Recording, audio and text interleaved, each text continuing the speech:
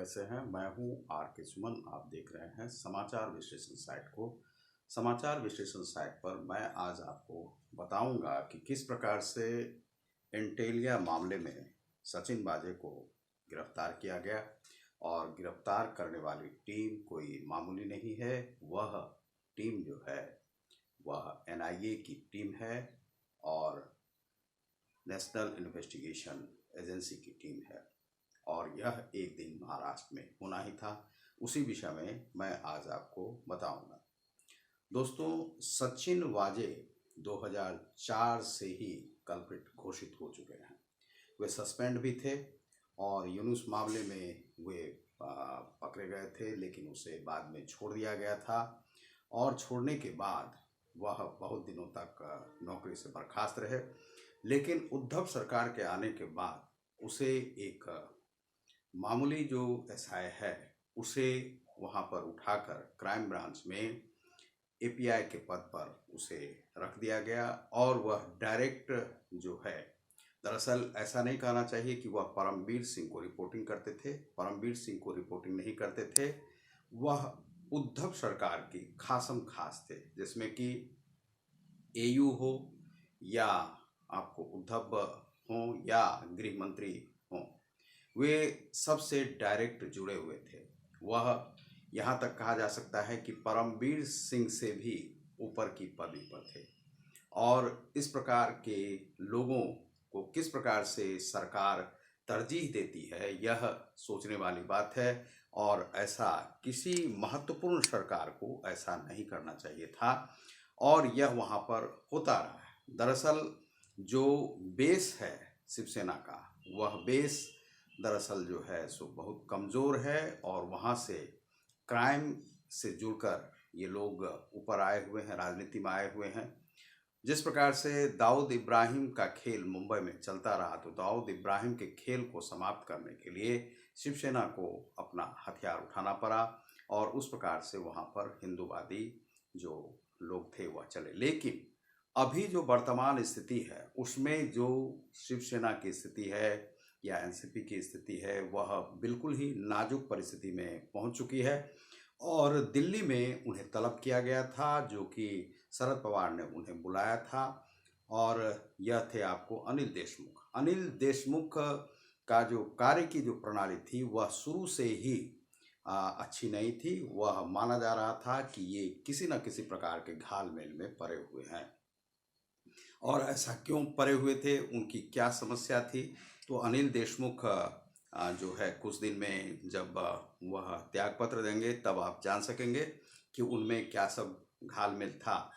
तो यहाँ पर जो सचिन वाजे के द्वारा जो एंटेलिया के सामने में जो 20 जिलेटिन की छड़ें रखी गई थी और उसमें जो मनसुख हिरेन नाम के जो व्यक्ति थे उसका भी जो मर्डर करके वहाँ पर डाल दिया गया, तो यह जो है समुद्र में टाइड आने की जो है सो वह संभावना थी, उसमें उसे फेंका गया और मुंह में उसके रुमाल मिले थे। कल एनआईए ने इसमें एक विशेष जांच की थी जिसमें कि वहां पर चलाकर दिखा गया था। चूंकि पीपीई किट का बहुत ज़्यादा फायदा सचिन वाजे ने उठाया।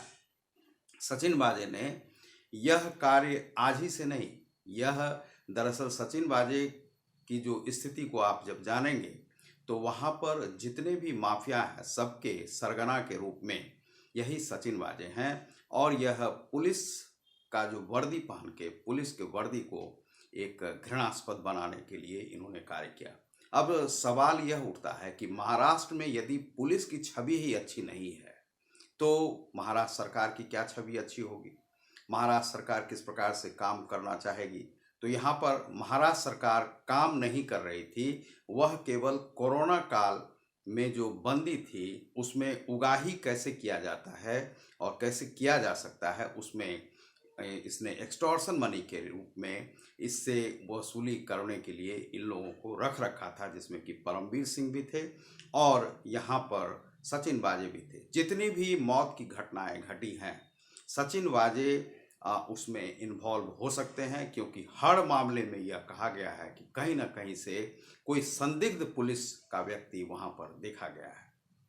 तो सचिन वाजे वहाँ पर चाहे दाऊद गैंग के लोग हों और दाऊद गैंग के जो सरगना थे उनके ही समकक्ष यहाँ पर सचिन बाजे को आप देख सकते हैं। सचिन बाजे ने यहाँ पर केवल एक्सटॉर्शन मनी के लिए वह कार्य किया है। 5-5 कारें उनके नाम से देखी गई हैं और वह कमिश्नर के ऑफिस के सामने उसी परिसर में रखा रहता है और उसी से वह कार्य करते हैं। कभी काली कार को लेकर, कभी ब्राउन कार को लेकर ये जाते हैं, एक्सटॉर्शन करते हैं और यह पूरी तरह से छूट है उन्हें वहाँ की अगारी सरकार के द्वारा।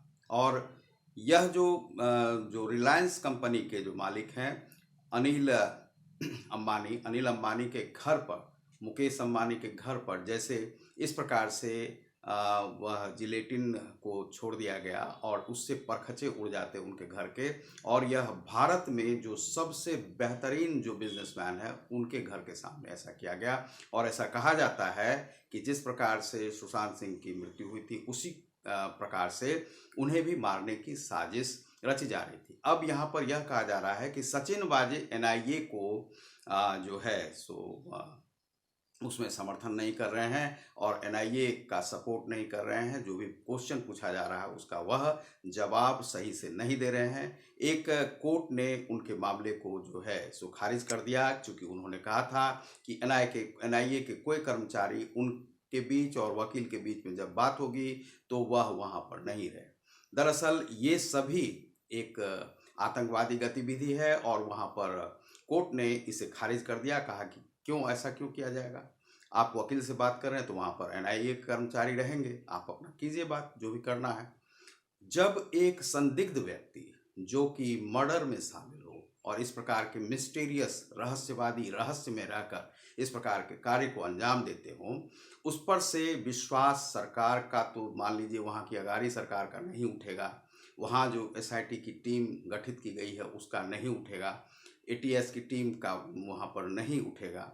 तो एनआईए जो केंद्रीय रिपोर्टिंग की जो बल है, जो कि मुंबई के लिए ही जब बम ब्लास्ट हुआ था वहाँ पर उसका गठन किया गया था 2008 में, तो यह जो टीम है यह टीम क्यों नहीं कार्य करेगी? इसका पूरा आतंकवादी गतिविधियों को पकड़ने के लिए, देश की सुरक्षा के लिए यह जो है जिम्मेदार संगठन है। और सचिन वाजे जैसे व्यक्तियों को इस देश में रहने का कोई अधिकार नहीं है और यह जो है एक बहुत ही कालिक पुता हुआ व्यक्ति है, जिसने कि कितने सैकड़ों लोगों को, यदि इसका जो खंगाला जाए तो सैकड़ों लोगों का मर्डर का इसके ऊपर जो है जिम्मेदार जाता है। 3 लोगों का पहले 2004 में जो है मर्डर का मिल रहा है।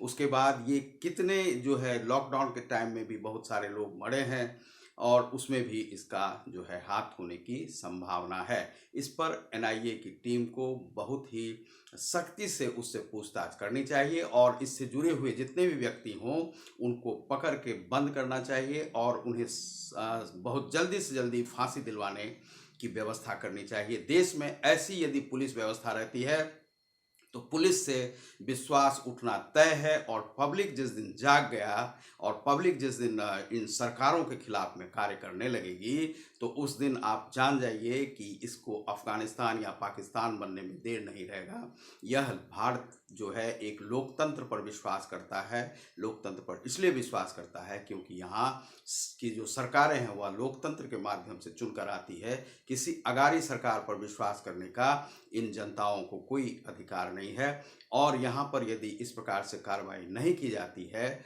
तो यहाँ जो है कहा जाएगा कि यह देश के लिए सबसे बड़ा काला अध्याय जो है लिखा जाएगा। और इसका अब इस बार इमरजेंसी हो या कुछ छात्र आंदोलन उससे नहीं है, यहाँ पर जो आंदोलन खड़ा होगा वह पूरे देश में आप उसको संभाल नहीं पाएंगे। तो इस प्रकार से पुलिस को यदि आप छूट इस प्रकार से देते हैं जिसमें कि अनेक लोग मारे जाएंगे तो यह देश के लिए बड़ा ही काला इतिहास होगा। तो आप देख रहे हैं हमारे चैनल समाचार विश्लेषण को। आपको बहुत बहुत धन्यवाद।